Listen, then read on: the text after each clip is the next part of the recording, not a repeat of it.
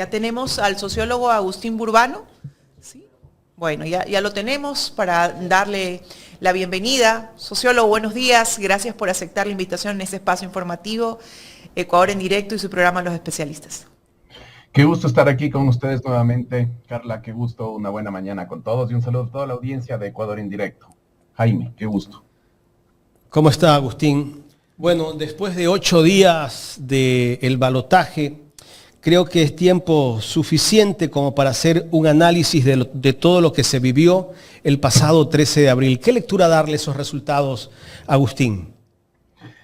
Bueno, lo primero, el adjetivo que todas las personas le hemos dado, porque ni en la vereda del gobierno, ni en la vereda de la Revolución Ciudadana nos esperábamos este resultado y por lo mismo es inesperado. Quien diga que veía venir un resultado electoral de más de 10 puntos está mintiendo. Esto no estaba en ningún pronóstico, no estaba en ningún instrumento de medición, no era una posibilidad de ninguna encuesta, en ningún estudio previo. Entonces, lo primero que te diría es inesperado. Pero lo segundo que te diría es que también deja un sabor amargo en la boca y un sabor ambivalente, porque de alguna forma, como alguien que piensa, que milita en la Revolución Ciudadana, que piensa desde el campo nacional democrático popular, siento que estamos repitiendo la historia de 2021 y 2023, donde terminamos jugando elecciones porque estamos obligados a jugarlas, porque tenemos un proyecto político y una vocación por defender los derechos de las mayorías, pero en que terminamos aceptando entrar en competiciones electorales en las que las reglas de juego no están bien demarcadas, en las que la cancha está inclinada, en las que participamos en elecciones que se organizan de acuerdo a reglas de juego fraudulentas y en el que no estamos ante procesos limpios, transparentes y democráticos. Entonces también me queda ese mal sabor de boca porque una vez más como en 2021, una vez más como en 2023, terminamos aceptando una derrota o terminamos siendo partícipes de una derrota en un juego que no estuvo limpio y unas elecciones que no fueron libres ni democráticas ni muy transparentes. Correcto. Cuando tú dices que es una cancha inclinada, es porque el gobierno hizo campaña en medio del proceso, una semana, 2 semanas, un mes o 2 meses antes de las elecciones, ¿verdad? Sí, y lo digo porque en realidad no estamos compitiendo como Revolución Ciudadana solo contra otro partido político. 2021 como Revolución Ciudadana tuvimos que competir contra una fiscalía que lanzó una falsa acusación de que estábamos recibiendo fondo del Ejército de Liberación Nacional de Colombia. Se demostró que era un bulo, fue un video falso, creado, quién sabe cómo, en alguna zona del sur del país, cerca de Arenillas. ¿Cómo lo supimos? Porque un ornitólogo detectó el graznido de un pájaro que es endémico y específico de allí y que no existe en otra parte de la región. 2023 competimos contra el asesinato de Fernando Villavicencio, que es algo que todavía no se esclarece, en el que dejaron morir a uno de los testigos principales del día del asesinato, en el que asesinaron al resto de testigos y personas partícipes del asesinato, en el que para la segunda vuelta electoral, tal como lo demuestra Verónica Zarauz, pero como ya sabíamos todos, la Fiscalía General del Estado empezó a sacar información para decir que tenían el testimonio anticipado de un testigo protegido, de una persona que conocía mucho, y le invitaron a Verónica Zarauz, la presionaron, le indujeron a que señale a la Revolución Ciudadana, también hizo Ramiro García, y le echaron la culpa a la Revolución Ciudadana, al correísmo, de su asesinato. Entonces, y ahora nos pasa de nuevo, porque hacen todo un show mediático con el caso Ligados, con los chats del celular de Augusto Verduga. Entonces, siento para empezar, que no estamos compitiendo solamente contra un partido político o contra una candidatura presidencial que es alternativa a la nuestra, sino que estamos compitiendo contra todo un conjunto de instituciones del Estado, y entre esos principalmente la Fiscalía. Y siento que ocurrió de nuevo. No siento, lo veo, la evidencia es empírica. Y si a eso le sumas que tenemos árbitros electorales, tanto en la parte administrativa de las elecciones como el Consejo Nacional Electoral, como en la parte jurídica de justicia electoral, en el Tribunal Contencioso Electoral, árbitros que están instrumentalizados por el poder de turno, que están parcializados en favor del poder de turno, ni siquiera tenemos condiciones mínimas para reclamar una competencia mínimamente democrática o mínimamente decente. Entonces, por eso te digo, es un sabor amargo, y las irregularidades ya son tan grotescas, este uso prebendario del Estado de más patrimonial, como si fueran recursos públicos propios, en los que el candidato a presidente, se gastó 560 millones de dólares en bonos del Estado como parte de su promoción electoral.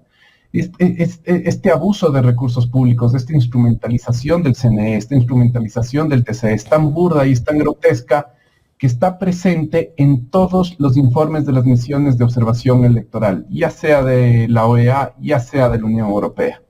Entonces sí, por eso te digo, es de este sabor amargo y por eso es difícil reconocer los resultados, porque reconocer los resultados de una forma u otra, más explícita o implícitamente, directa o indirectamente, estamos concediendo a que fueron elecciones justas, libres y democráticas y transparentes, y no fueron de ninguna manera ni justas, ni libres, ni democráticas, ni transparentes.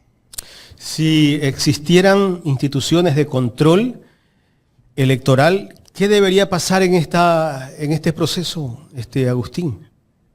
Existen instituciones de control electoral. El tema es que están instrumentalizadas por el gobierno de Daniel Noboa. Existen, pero no cumplen su trabajo. Bueno, para empezar, el candidato presidente debió haber tomado licencia para empezar, solo para empezar por ahí.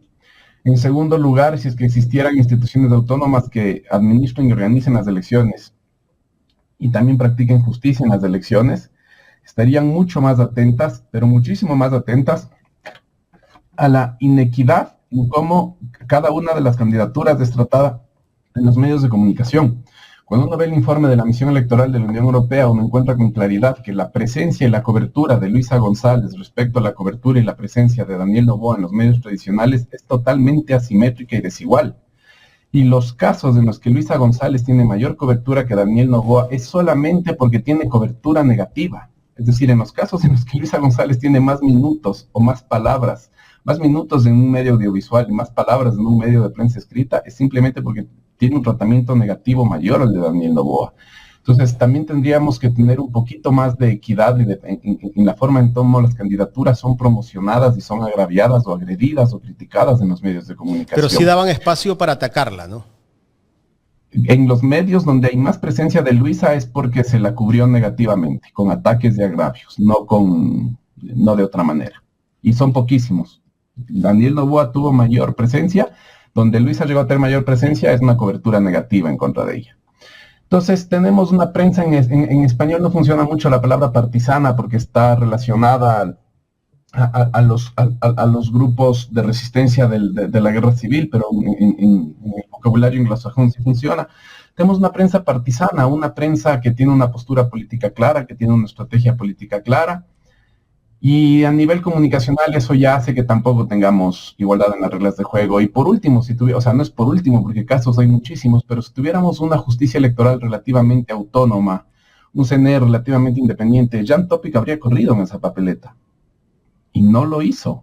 Y no lo hizo porque ante el descalabro de las 14 horas de cortes de luz, ante el descalabro de la inseguridad, la insuficiencia del Plan Fénix, ante todo eso, Jan Topic podría haber sido el reemplazante de Daniel Noboa en la conducción del bloque de poder del proyecto político que nos gobierna hace 7, 8 años, y él quiso evitarse a toda costa ese riesgo y anularon la inscripción de su candidatura. Entonces, de ninguna manera podemos decir que tenemos jueces independientes. Por Dios, el Código de la Democracia dice, ya sabemos lo de la vicepresidenta, eso es un escándalo. Hasta el cierre de campaña se encargaron de enrostrarnos que la ley les importa 3 atados.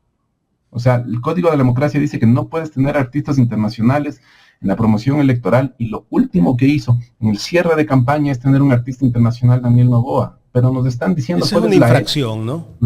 Sí. ¿Y qué debe pasar allí si le aplican la ley al candidato?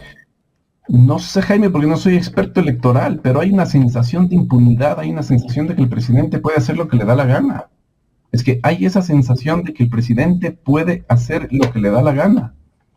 Entonces no podemos decir de ninguna manera que fueron elecciones limpias y justas y democráticas. Eso no podemos decir. Y por eso me queda este sabor ambivalente, porque me siento en un bucle. Y estuvimos en esta situación en 2021, y estuvimos en esta situación en 2023, y volvemos a estar. Agustín, yo ayer leí un post que publicó Alfonso Jara Viteri. Dice, esto es inconcebible, que los árbitros apliquen cambios en las normas de juego que aún no están oficializadas del oficio, y más aún que no han sido formalizadas en el país a petición de parte. Tú le respondes a Pocho Jara, le dices, Pocho, hablas de las elecciones recientes en Ecuador, le preguntas, ¿no? ¿O para el fútbol tienes una ética que no aplica para lo político? Sí, es que me parece, nos manejamos un doble estándar y un doble moral, porque si algo pasó en estas elecciones, es que las reglas de juego fueron cambiando durante Está la pidiendo marcha. que apliquen la regla del juego en esto, ¿no? En el fútbol, En el pero en lo fútbol. político no, están de acuerdo con lo que ha pasado. En lo político no les importa si las reglas del juego mutan en medio de la campaña. Hay algo que no calibramos ¿Te acuerdas cuando la presidenta del CNE, Diana Tamain, fue a la reunión famosa con el ministro de Defensa y el ministro de Gobierno? Sí. Que dijo mucho esa reunión a nivel simbólico porque Diana Tamain es la máxima autoridad del país en periodo electoral. Y para empezar es ella la que acude del Ministerio de Defensa y el Ministerio de Gobierno a recibir las órdenes de que tiene que prohibir la toma de fotografías del voto de las personas que están ejerciendo su derecho al voto. Y desde nuestro lado empezamos a responder jurídico-políticamente como debe ser, por la defensa de los derechos, por la defensa de que las personas voten de manera secreta, sí, pero no hay ninguna prohibición a que hagamos el voto público. Pero lo que no caímos en cuenta es cómo eso fue pensado para instalar la idea dentro de votos blandos, de votantes blandos, de que efectivamente los grupos de delincuencia organizada estaban obligando a la gente en distintos territorios del país, especialmente en la costa, eso es lo que decía el gobierno, lo que quería instalar entre el votante blando, de que lo estaban obligando a votar por la Revolución Ciudadana y por lo tanto que la Revolución Ciudadana era el partido del narcotráfico. Y nosotros tuvimos una respuesta desde lo jurídico-político, desde lo que dice la ley, desde lo que es en defensa de los derechos, y no nos dimos cuenta hasta qué punto a ellos no les importaba eso. Ellos lo único que les importaba es que aparezcamos en la escena pública, en la opinión pública, en la conversación pública, defendiendo algo que nos haga parecer que estábamos defendiendo a los narcos. Y me da pena que en algún punto sí siento que inclusive nos está faltando ya ese nivel de malicia, de entender el nivel de malicia con el que el gobierno está jugando y entra a competir en las elecciones. Porque después de ver los resultados, creo que los resultados se tienen que explicar por un cúmulo de razones más inmediatas y más tácticas y que son parte de una estrategia, y también por variables de larga duración. Y creo que para explicar la diferencia de más de 1 millón de votos, todo suma y todo va poniendo su parte. Y creo que desde ahí, aunque nosotros pensábamos que el gobierno estaba siendo autoritario y dictatorial y que esa era la forma de responder, creo que el gobierno solo con esa operación ya logró implantar en el imaginario una asociación entre Revolución Ciudadana y narcotráfico que nos puso contra las cuerdas y no nos dimos cuenta. Y que ya en una reflexión más profunda me apena también porque en este país tenemos que dejar esta práctica de asociar que el narcotráfico, el crimen organizado, es un monopolio de tal X o Y partido político. Porque el crimen organizado y el narcotráfico puede permear cualquier estructura empresarial, cualquier estructura financiera, cualquier partido político, cualquier iglesia, cualquier institución estatal, y si nosotros empezamos a decir que solamente tal identidad política está vinculada o asociada más abierto clandestinamente con el narco, le estábamos dando camino libre al narco a que con los distintos resultados políticos o electorales tenga una autopista para operar y penetrar y perforar la estatalidad ecuatoriana.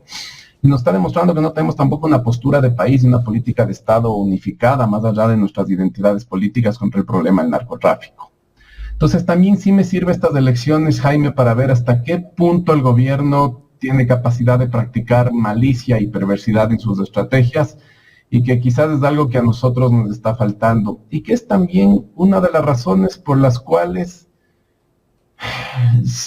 no me cierra del todo que hagamos este rol de tener que aceptar sin denunciar las condiciones fraudulentas que significaron estas elecciones, tener que aceptar lisa y llanamente los resultados, porque en algún punto es hacer una concesión a todas estas injusticias de las que venimos siendo víctimas, no por primera ni por segunda, sino por tercera vez.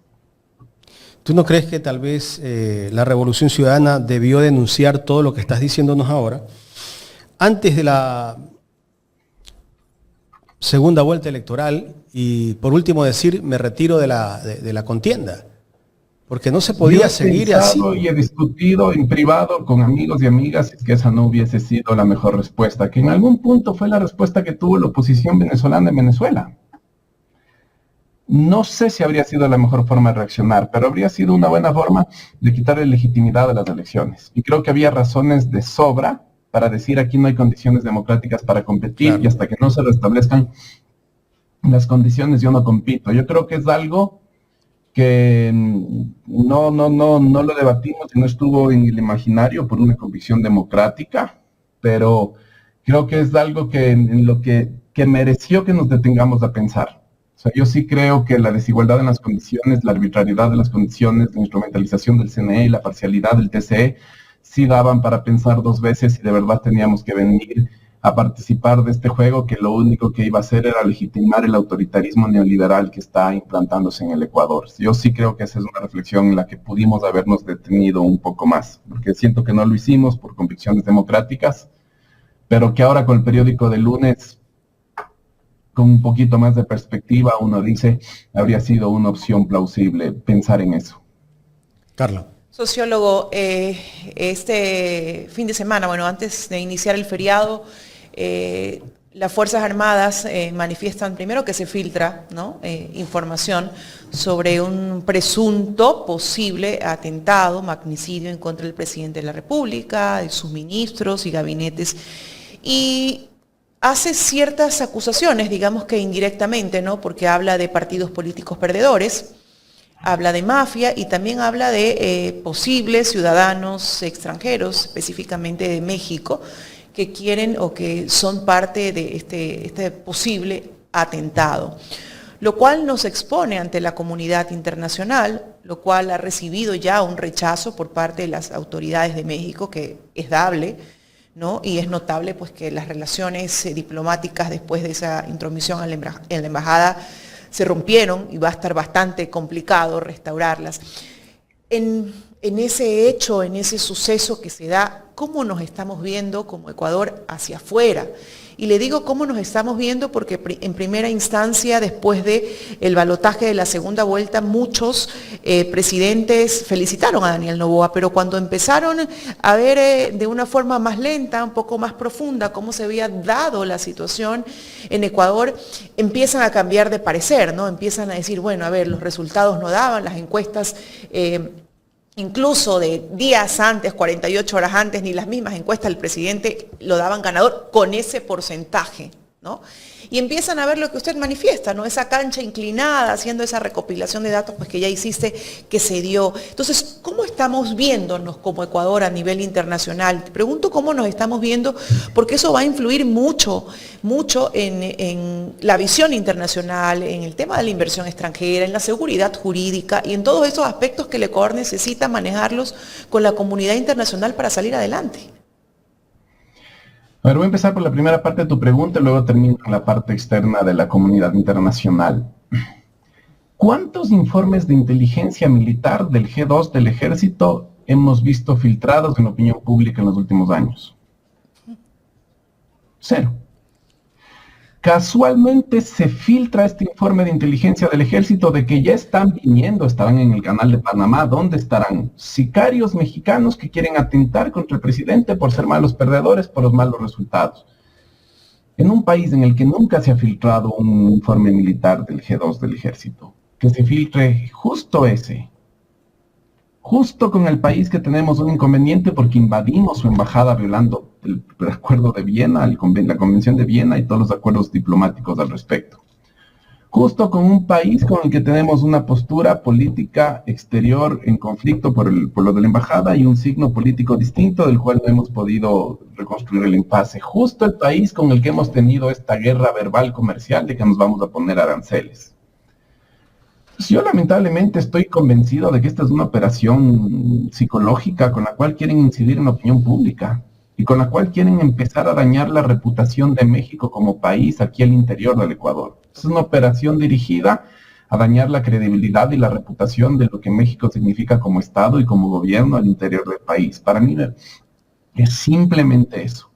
Porque es mucha coincidencia que solamente ese informe del Ejército y no otro en todos estos años se haya filtrado. Porque informes de la DGI, de inteligencia de policía que se hayan filtrado a través de medios de comunicación más o menos alternativos, ha sido base de la operación de la persecución política, de la judicialización de la política y de la politización de la justicia de los últimos 8 o 7 años, quizás un poco más. Pero esto es... Entonces, primero eso sí me llama la atención y creo que es una operación burda para tener de ¿Distractora? No sé si distractora, más que distractora creo que es para empezar a dañarle y minar la reputación de México aquí entre la población ecuatoriana. Porque básicamente... ¿Qué gana el México gobierno? como Estado está mandando sicarios, eso es lo que están diciendo. O sea, básicamente lo que queda cuando tú lees de eso es que México como Estado está enviando sicarios. Y me parece una forma bastante irresponsable y bastante infantil de manejar las relaciones exteriores. Pero bastante, porque además, si es que eso fuera cierto, la forma de responder a eso no es hacer público un comunicado ni filtrar un informe de inteligencia. La forma de contrarrestar eso y de enfrentar eso es de entrar inmediatamente en contacto con los organismos de inteligencia de México y empezar a hacer rastreo y empezar a hacer ubicación de los posibles delincuentes y capturarlos. Esa es la forma. Es como cuando en elecciones nos dijeron que los grupos de delincuencia organizada estaban obligando a la población a votar por la RC, pero si sabían quiénes eran, métanlos presos. Pero si saben que hay gente que está haciendo eso, cumplan con su función y con sus atribuciones constitucionales y métanla presa. Si lo que necesitamos es que esa gente esté en la cárcel. Entonces, lamentablemente creo que es una maniobra más de comunicación política y un daño más que la comunicación política está haciendo a nuestra democracia. Y respecto de la comunidad internacional, creo que siempre ayuda a que la comunidad internacional empiece a dar cuenta de cómo tenemos un gobierno que no se está sustentando, ni apoyando, ni legitimando sobre prácticas democráticas. Pero también creo que cuando ya empezamos a fijarnos mucho qué puede hacer o dejar de ser la comunidad internacional, porque también estamos demostrando que tenemos cierto nivel de impotencia a nivel nacional e interno para cambiar la situación que venimos experimentando y venimos sufriendo ya hace años. Entonces, por más que veo con buenos ojos que tome nota de todas las arbitrariedades que están ocurriendo acá en Ecuador, la comunidad internacional, también me queda muy claro que la preocupación y el peso que le estamos dando también es inversamente proporcional a la debilidad relativa que estamos expresando acá para cambiar esta situación ya desde hace varios años. Bien, ahora un poco en el tema interno, me gustaría ver cuál es su apreciación sobre la CONAIET y sobre Pachacutic. Y digo esto porque, bueno, ya después de un poco que hayan ciertos actores políticos aceptado los resultados, como Leonidas Issa, también ha manifestado pues que estará vigilante, que estarán atentos a las acciones del gobierno, a cualquier tipo de vulneración de derechos. Te pregunto esto porque, bueno, ahora el debate será la asamblea. Ahora el debate serán los proyectos que presente el gobierno, esa constituyente que ellos han manifestado claramente que es la prioridad. ¿Cómo quedaría? ¿Cuál debería ser la posición de Pachacutic en este momento de la asamblea, donde sin duda alguna ellos jugarán un papel importante, incluso para la toma de decisiones en función de quienes dirijan, pues, ¿no?, el CAL? A ver, te voy a responder sobre el movimiento indígena y sobre Pachacutic, también nombrando a la Revolución Ciudadana, porque cuando yo digo que me siento en un bucle y que me siento repitiendo cosas del 2021 y del 2023, la forma en cómo la Revolución Ciudadana se relaciona con el movimiento indígena, y que también es un factor que explica por qué el movimiento indígena reacciona como reacciona, es algo en lo cual me siento que no estamos logrando romper esta tendencia negativa que venimos practicando. La Revolución Ciudadana tiene interlocutores muy claros dentro del movimiento indígena y son interlocutores que se referencian alrededor del liderazgo de Leonidas Issa. Y eso está clarísimo. Es el interlocutor con el que más pueden compartir una idea de Estado, es el interlocutor con el que mejor pueden negociar una estrategia de Estado y con el mejor pueden negociar una hoja de ruta, primero de defensa de los derechos políticos y segundo de plan de gobierno para resistir y para construir una alternativa al neoliberalismo. El problema es, y esto sí debo decirlo como militante de la Revolución Ciudadana, es que desde la Revolución Ciudadana no le estamos dando las mejores condiciones y el mejor contexto discursivo a Leonidas Issa y a su red, a todo el brazo político que él significa, a la fuerza política que él significa al interior del MIE, para hacer política dentro del movimiento indígena. Porque para el movimiento indígena es muy importante, seas de la corriente Leonidas Issa, seas de la fracción más institucional, seas de la fracción más anticorreísta, para el movimiento indígena es muy importante que la Revolución Ciudadana simplemente reconozca que así como tuvo muchas virtudes y tuvimos muchos aciertos, y por eso es que nos han perseguido tanto, por las virtudes y por los aciertos, también tuvo errores. Y también tuvo errores en la implementación del Estado plurinacional y su relacionamiento con el movimiento indígena. Y desde la Revolución Ciudadana persistimos en no querer hacer ese reconocimiento mínimo. Y cuando no hacemos ese reconocimiento mínimo, lo que hacemos es fortalecer las posiciones anti dentro del movimiento indígena y hacemos que las condiciones que tiene Leonidas Issa y todo su sector político tengan unas condiciones más hostiles y más adversas al interior para hacer política. Entonces se vuelven cada vez más sensibles a que les tilden internamente con el mote de correístas. Y por eso tenemos la foto que tuvimos en el cierre de campaña. La alianza de Luisa no fue con Leonidas Issa. La alianza de Luisa, aunque tuvo un video de Leonidas Issa, fue con la presencia de Guillermo Churuchumbi, porque Leonidas Issa de una u otra forma quiso preservarse de cara al futuro en las elecciones que tiene, tratar de absorber un impacto menor respecto de que pueda ser acusado internamente como correísta o no. Entonces sí creo que cuando nos sentamos en esa mesa de las izquierdas, en realidad tenía que haber una conversación bilateral con el movimiento indígena y la conversación tenía que ser de esta manera. ¿De qué manera yo como Revolución Ciudadana desde afuera puedo darte a ti, Leonidas, las mejores condiciones externas en tu relacionamiento conmigo para que tú hagas política antineoliberal dentro del movimiento indígena? Y esas cosas no estamos haciendo. Y desde la Revolución Ciudadana creo que sí tenemos mucho por hacer, por aprender qué significa en lo concreto el Estado plurinacional, porque es algo con el que no nos hemos sentado a conversar con ellos, qué entienden por Estado plurinacional. Y cuando lo hagamos nos vamos a dar cuenta que mucho pasa por la descentralización. No hay mucha ciencia detrás, y no hay mucha magia detrás, y no hay muchas cosas raras o extrañas detrás. Pasa mucho por mejorar el esquema de descentralización que tenemos. Ahora, por último, ¿qué va a pasar dentro del movimiento indígena? La veo difícil porque con estos resultados electorales, primero se cumple una de las hipótesis que teníamos algunas personas, y era que a Leonidas Issa, la dirigencia anticorreísta de Pachacutic, lo lanza a la candidatura para que se queme de una buena vez y para poder deshacerse de su figura y poder jubilarla. Y ahí sí me da pena que Leonidas Issa no haya optado por una estrategia más moderada de empezar a hacer carrera política en vez de lanzarse de una a la presidencia. Él pudo haber tomado como referencia el itinerario de Evo. Evo no se lanza a la presidencia de una, primero fue asambleísta. Y desde la asamblea fue fortaleciendo sus redes, fue acumulando más y fue acumulando más y fue acumulando más hasta que tenía el cúmulo de relaciones sociales suficientes para hacer del MAS algo mucho más heterogéneo, más diverso y con capacidad de gobernar el país. Creo que en ese sentido lanzarse de una a la presidencia en lo estratégico es un error, porque además con los años que se nos vienen a nosotros nos servía tener un Leonidas dentro de la asamblea, haciendo la resistencia dentro de la asamblea, siendo un faro dentro de la asamblea, irradiando una perspectiva antineoliberal dentro de la asamblea. Entonces ahí sí creo que hay un error estratégico. Se vienen elecciones en la CONAIE, por cuestiones consuetudinarias le toca a la Confinidad de ser quien presida, y la Confinidad es un poco más sensible o históricamente ha sido más pendiente a tener estos intercambios prebendarios con el gobierno de turno, entonces es bastante posible que una mesa de negociación con el gobierno tengan una probabilidad mayor de tener una figura, la cual haya un poquito más afín al gobierno esta vez. Pero hay que ver, todo está abierto. Pero sí es algo que me he dado cuenta que en mis últimas entrevistas, en mis últimos análisis, no he hecho mucho hincapié sobre por qué la Revolución Ciudadana no le construyó el mejor escenario posible, tampoco en el mejor contexto a Leonidas para que le haga política adentro. No estoy cayendo otra vez en lo de todo es culpa de Correa o de la Revolución Ciudadana, no.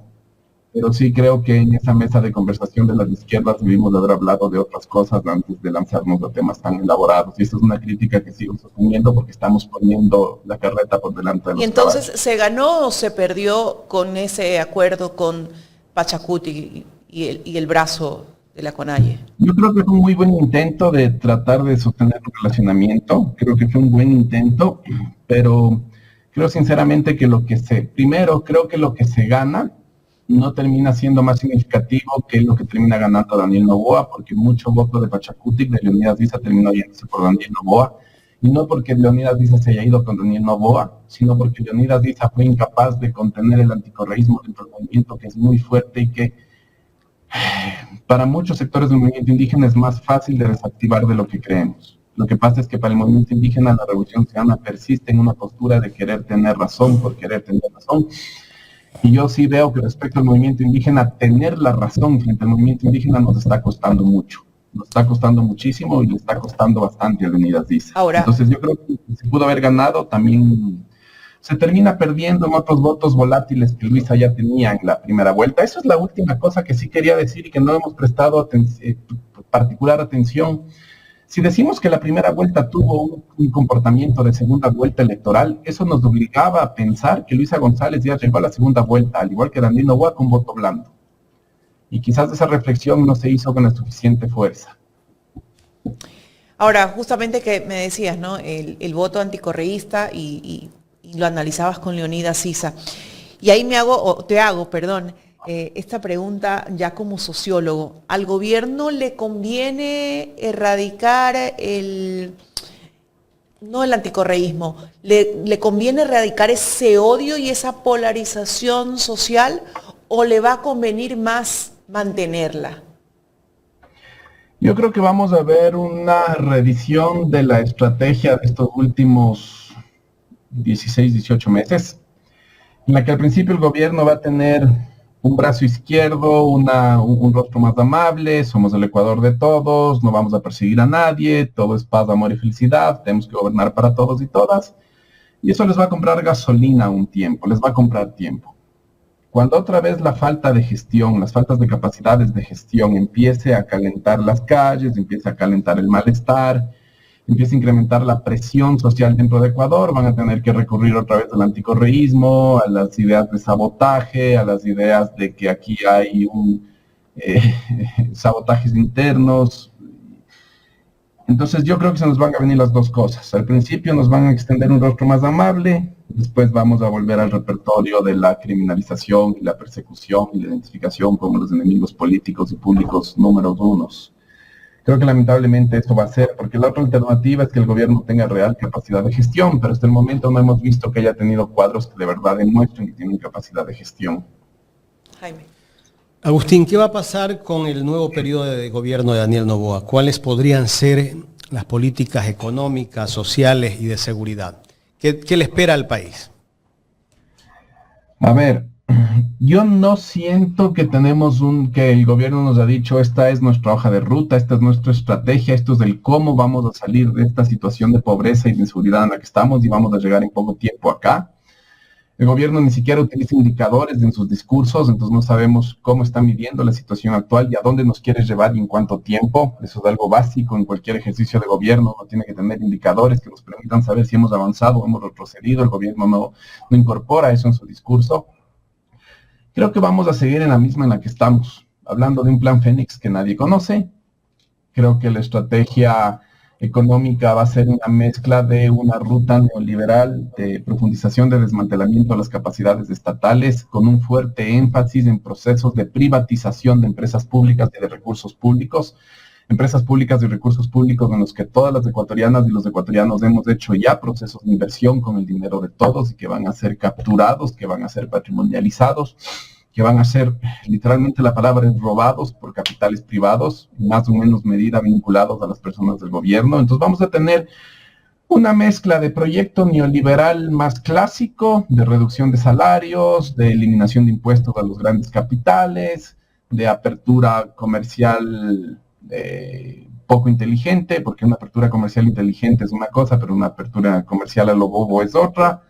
Y a eso le vamos a juntar con un capitalismo de rapiña, en el que los grandes grupos económicos del país, sobre todo los que están alrededor del presidente y sus amigotes, van a tratar de hacer negocio a partir de la privatización y de la apropiación de los recursos públicos, de los negocios públicos, de las empresas públicas y de las ventanas de oportunidad pública, como ya hemos visto en este año y medio. Entonces creo que vamos a tener una mezcla de los dos, una mezcla de las dos estrategias económicas. Ya en la recta final, Agustín, en la recta final de esta entrevista, el tema asamblea, ¿qué puede pasar con la asamblea? ¿El gobierno será que pondrá al presidente o presidenta de la asamblea, tal vez la madre del presidente de la República? ¿Qué debe hacer la RC? ¿Debería de dejarle tal vez que ellos pongan al presidente o presidenta de la asamblea para que no tengan excusa después para decir que no le dejan gobernar? No sé, no es un tema en el que he pensado, Jaime. Seguimos, creo, en el luto de la derrota, en buscar explicaciones de la derrota, en el análisis de qué fue lo que falló en las encuestas. Yo no he hecho un mapeo ahorita detallado de cómo está la asamblea, sé cómo se componen los bloques, no sé los itinerarios de las trayectorias personales de las personas que lo conforman y eso es clave para hacer un análisis de actores y un mapeo de actores. Lo que sí te puedo decir es que hay bastantes razones para pensar que vamos a continuar con el estado prebendario, este estado en el que hay un intercambio informal entre el ejecutivo y el legislativo, en el que se les hace participar a los legisladores del gobierno, de las instituciones del ejecutivo, de hospitales, del Ministerio de Agricultura, del Ministerio de Turismo, del Ministerio de Cultura, en que se empiezan a negociar participación y presencia de personas cercanas a los asambleístas en el ejecutivo y otras funciones del estado, y con eso se empiezan a comercializar o a transaccionar lealtades, camisetazos, votos. Ya vimos un camisetazo en la Revolución Ciudadana. No creo que va a ser el único. Van a haber algunos camisetazos más. Espero que no del RC, pero sí estoy seguro que de otras organizaciones políticas van a haber. Entonces creo que vamos a seguir en esta dinámica. Lamentablemente vamos a ir en esta dinámica. Pero hay que ver. Habrá personas de la Revolución Ciudadana que estarán poniendo un ojo a eso. Creo que de momento sí el del momento nos demanda que hagamos el luto que tengamos que hacer, que transitemos del dolor que debe costar las elecciones, porque no es poco, porque había muchas esperanzas de que el país podía tener una alternativa a este sufrimiento que estamos fabricando colectivamente.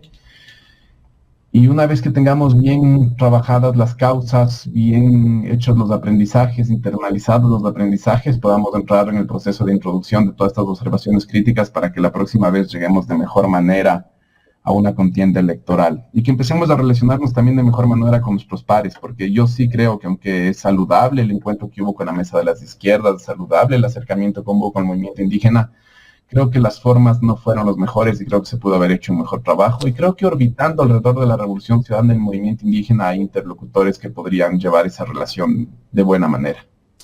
Finalmente, ¿qué criterio tienes la postura de Gustavo Petro, presidente de Colombia, y la postura de la presidenta de México, a pesar de que hay algunos países que ya reconocen al presidente Daniel Noboa? A ver, si yo soy el presidente de Colombia y veo que en el país del sur, vecino país del sur, hay un listado que se filtra de alguna entidad de inteligencia en el que criminalizan y quieren poner obstáculos a la salida del país a una lista de 100 dirigentes, evidentemente voy a reaccionar en función del derecho internacional humanitario, brindando asilo político a las personas que están siendo mencionadas, porque entiendo que están siendo perseguidas y que sus derechos civiles y políticos están asediados. Entonces no creo que hay locura en el presidente Petro. No creo que hay locura. Lo que pasa es que su decisión siempre va a estar sujeta de interpretaciones y esa interpretación siempre va a ser disputada. Y lo mismo va a pasar en México. México, después del asalto a la embajada, tiene una postura muy crítica, un conflicto abierto con el presidente Noboa y no veo que ahí hayan condiciones de reparar esa relación, porque veo que el gobierno no ha hecho gestos tampoco para reparar esa relación. Digo, al fin y al cabo, quien asaltó una embajada fue el gobierno de Ecuador, no el gobierno de México. Quien fue agraviado fue el gobierno de México, no el gobierno de Ecuador. Y no se ve una apertura ni una postura del gobierno ecuatoriano de pedir una simple, reconocer que lo que hizo estuvo mal. Entonces, si el Estado agresor no está dispuesto a aceptar que realizó una agresión, es imposible pedirle al agredido que tome la iniciativa en restaurar ese vínculo. Así es como veo las cosas. Creo que la postura de Petro ha dado un respiro a algunas de las personas de la Revolución Ciudadana que sí pueden sentir y con justa razón y con todo el derecho un poco nerviosas y un poco preocupadas de ver si... ¿Tú no estás en la lista, Agustín? Se filtraron 49 nombres. Por suerte, no. Espero no estar... En los 49. Sí, en los 49 no estoy. Bueno, hay algunos colegas, está Andrés Durán, está Omar Jaén, está Orlando Pérez. Yo no sé si todavía, yo no sé si estoy en esa lista, porque yo no he visto toda la lista. No te vi, en los 49 no estás, pero hay que ver el resto de los 51. Sí, pero bueno, el gobierno de libertades, y no han salido a desmentirlo, ¿ah? No hubo un pronunciamiento que no hizo una alusión directa a la vicepresidenta electa, María José Pinto, cuestionando esas prácticas, pero no hizo una alusión directa a la existencia de ese listado. No quiero dejar cerrada la posibilidad, también puede ser una iniciativa propia de algún mando medio del sector de inteligencia que siempre tratan de ser más novoístas que Novoa y irse adelantando las situaciones. Esto puede haber salido por orden directa de arriba o por iniciativa propia de un mando medio bastante torpe. Pero qué coincidencia. Pero preocupa que eso exista, sea cual sea el origen, preocupa que eso exista. Las personas que han salido del país o llegan al país han sido interrogadas, pues. O sea, algo de cierto hay, pues. No, sí, por eso. Cuando digo mando medio no estoy diciendo alguien que no tenga capacidad de decisión, ojo. Pero no es un síntoma de que vivimos en democracia. O sea, no es un síntoma que vivimos en democracia y es una gran paradoja y una gran contradicción que este sea el Ecuador de las libertades. Que el Ecuador de las libertades sea un país en el que la oposición no tiene los derechos políticos de forma plena, ni los derechos civiles de forma plena, en el que haya campañas y estrategias para dañar tu reputación. Eso sí, ya he sido blanco desde la campaña electoral. Eso sí, ya he sido blanco con la campaña electoral, un tratamiento muy poco ético de los audios y de los chats de Augusto Verduga por parte de un periodista de primicias, y ahora ya tengo yo, junto a otros colegas, trolls y grajas de troll centers que todos los días te dicen que cuánto cuesta tu opinión. Había una conversación en los audios de Augusto Verduga en el que uno de los asesores del Consejo de Participación Ciudadana y Control Social mencionaba que contratar relaciones públicas para el tema que estaban tratando, que francamente no sé cuál es, les iba a costar un huevo de plata. Y ahora ya tenemos un ejército de trolls sobre muchas personas que hacemos opinión pública en el país, que nos están acusando falsamente que nuestra opinión cuesta. Entonces ya se vienen esas operaciones. No vivimos un país democrático, no hay condiciones democráticas en este país, no es un buen síntoma para la democracia, y estas son las cosas que tenemos que conversar con la CONAIE. O sea, de verdad, estas son las cosas que tenemos que conversar con nuestras personas más cercanas. Voy a seguir militando eso porque hablar de post-extractivismo y de otras cosas me parece muy poco estratégico cuando nuestros derechos de participación política no están ni siquiera garantizados. Agustín, queremos agradecerte por el tiempo que nos has brindado para conversar en esta mañana aquí en Ecuador en Directo. Jaime, Carla, siempre es un gusto. Espero de verdad que no estés en esta lista, porque sí creo que quienes están y se han asustado no lo han hecho por exageración. Creo que hay razones legítimas para preocuparse de eso, y sí esperamos que la comunidad internacional siga sensible a estas cosas, porque en medio del susto y en medio de la emergencia y en medio de las desgracias, tener la capacidad de llegar a un estado y decir, aquí voy a tener relativa paz, y eso ha sido México, y eso está haciendo Colombia en estos momentos, y eso siempre va a ser un aliciente para cualquier persona que no esté gozando de sus derechos políticos de forma plena, simplemente por pensar distinto. Gracias, Agustín.